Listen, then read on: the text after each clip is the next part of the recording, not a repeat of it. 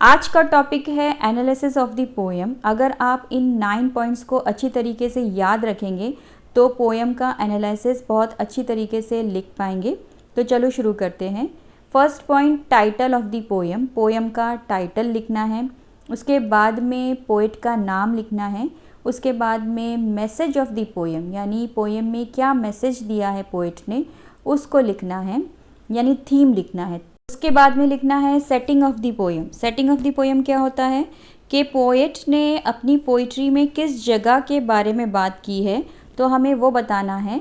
जैसे कि किसी पॉस्चर के बारे में या किसी जगह के बारे में बात की है, जैसे पिलग्रिमेज है या कोई हिली एरिया है, कोई मॉन्यूमेंट है या कोई गार्डन है, किसके बारे में बात की है इस पोएम में, उसको बताना है।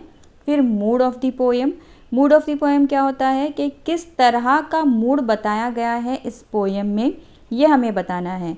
जैसे हैप्पीनेस बताई गई है या हेल्पलेसनेस या लव के बारे में या फिर सैडनेस है, इस चीज़ को हमें इस पॉइंट में डिस्क्राइब करना है। उसके बाद में फॉर्म ऑफ द पोएम, यानी राइटिंग स्टाइल क्या है इस पोएम का, हमें इस पॉइंट में लिखना है। जैसे कि फ्री वर्स है या ब्लैंक वर्स है, हाइकू है, एल्गे है, सोनेट है या ओडे है, ये चीज़ को हमें बताना है इस पॉइंट में। About the main character of the poem, यानी 7th पॉइंट में क्या होगा, जो पोएट ने किस चीज़ के बारे में बात की है, कौन मेन कैरेक्टर है उसके पोएम का, उसको पूरी तरीके से डिस्क्राइब करना है। फिर उसके बाद में आता है फिगर ऑफ स्पीच। 8 पॉइंट में हमें फिगर ऑफ स्पीच को एक्सप्लेन करना है। पोएम में कोई ना कोई फिगर ऑफ स्पीच होती है, तो पोएट ने फिगर ऑफ स्पीच के ज़रिए क्या बताने की कोशिश की है या वो क्या कहना चाह रहा है, तो उस फिगर ऑफ स्पीच को हमें एक्सप्लेन करना है इस पॉइंट में। और लास्ट में हमें कंक्लूजन लिखना है कि हमको इस पोइट्री से क्या समझ में आया और पोएट क्या कहना चाह रहा है इस पोइट्री के ज़रिए, इस चीज़ को हमें लास्ट पॉइंट में लिखना है। तो आज मैं आप लोगों को द ओल्ड वुमेन इस पोएम का एनालिसिस बताऊंगी किस तरीके से लिखना है, तो आपको समझ में आ जाएगा कि एनालिसिस किसी भी पोएम का किस तरीके से लिखना है। तो let's start with the analysis of the poem an old women.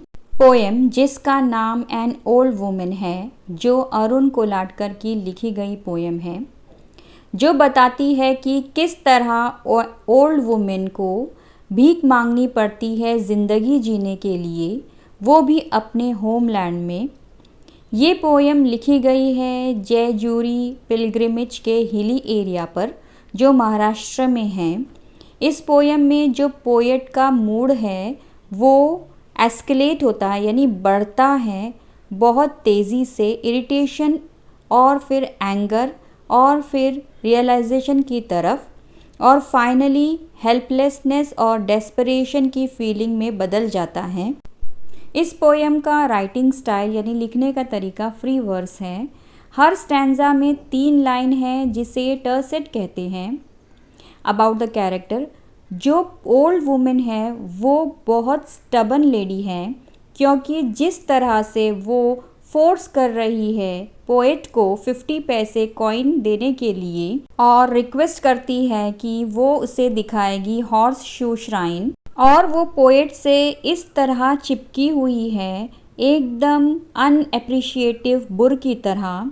असल में वो बहुत डेस्परेट थी, जिस तरह से भीख मांगनी पड़ती थी पैसों के लिए, अपने सर्वाइवल के लिए उसको, वो बहुत ज़्यादा स्ट्रॉन्ग थी ओल्ड वुमेन होने के बावजूद, ताकि वो जी सके इतने डिफ़िकल्ट सरकमस्टेंसेस में। Now explain figure of speech. Poem में फिगर ऑफ स्पीच मेटाफर का इस्तेमाल किया गया है, clear through the bullet holes. यहाँ पर पोएट एक्सप्लेन कर रहा है कि किस तरह से उसे ओल्ड वुमेन की जो आंखें हैं दिखाई दे रही है एकदम क्लियर स्काई की तरह, जिसकी गहराई बुलेट होल की तरह है। And when the poet says women wants the 50 पैसा कॉइन, दैट मीन्स पोएट उस हिली एरिया के कल्चर को बता रहा है। और जब वो ओल्ड वुमेन कहती है कि आखिर और क्या कर सकती है एक ओल्ड वुमेन इस रिचिड यानी सुनसान हिली एरिया पर, असल में वो जानती है उसके इश्यूज़ को, जो कि फैक्ट है कि उसकी एज के वजह से वो कोई और काम नहीं कर सकती है बेगिंग के अलावा। कंक्लूजन, पोएम में पोएट ने बहुत ही कड़वी सच्चाई बताई है, बहुत ही पावरफुल लैंग्वेज के ज़रिए टू इलस्ट्रेट बता सके ओल्ड वुमेन के डेली स्ट्रगल को अपने सर्वाइवल के लिए। पोएट ने ओल्ड वुमेन को पोएम में पोर्ट्रे किया है, बताया है figure of tolerance affected by time and hardship yet still strong. और ये पोएम बताती है सोसाइटी के इन डिफरेंसेस को जो निगलेक्ट करती है पुअर और डिप्राइव्ड पीपल्स को। असल में ये पोएम चैलेंज करती है रीडर को देखने के लिए बियॉन्ड द सरफेस और पहचाने इंसानों के अंदर की ह्यूमैनिटी और ताकत को जिन्हें समाज में नज़रअंदाज और डिसरिस्पेक्ट किया जा रहा है।